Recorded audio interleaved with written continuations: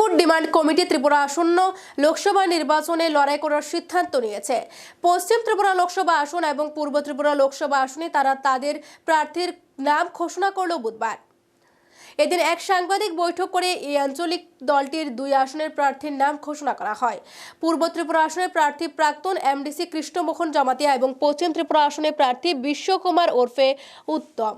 দলের তরফ থেকে দাবি করা হয়েছে আইপিএফটি এবং তিপ্রামথা রাজ্যের জনজাতি অংশের লোকজনদের ধোঁকা দিয়েছে। প্রদ্যোৎ কিশোর নিজের স্বার্থ আদায় করছে, কিন্তু জনজাতি অংশের জনগণের দুর্দশার মোচনে তিনি কোনো ধরনের চিন্তা ভাবনা করেনি। এই অবস্থায় জনজাতিদের মূল দাবিকে সামনে রেখে ত্রিপুরা স্টেট ফুড ডিমান্ড কমিটির সামনে লোকসভা নির্বাচনে প্রার্থী না দেওয়া ছাড়া অন্য কোনো উপায় ছিল না। তাই 2 আসনেই সংগঠনের তরফ থেকে 2 জন প্রার্থী দেওয়া হয়েছে।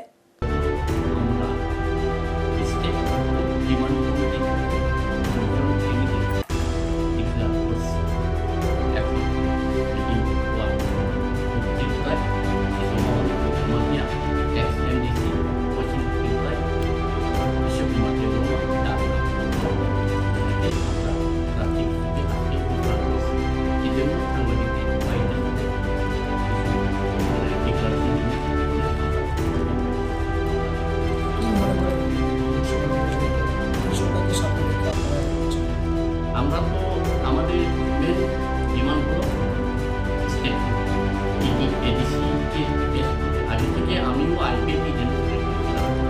9 থেকে আমরা যে দাবি আমি করে আসছিলাম এনসি ডেভেলপমেন্ট সাহায্য, কিন্তু উনি পাবলিককে টোকা দেওয়ার ফলে আমি 2016 প্রতিবাদী হয়ে উঠেছিলাম। কিন্তু আইপিএফটি বা পাবলিকরা যে সময় আমরা সঠিক সত্য কথা উদ্ঘাটন যখন করেছিলাম তখন আমাকে বা আমাদেরকে বিশ্বাস করে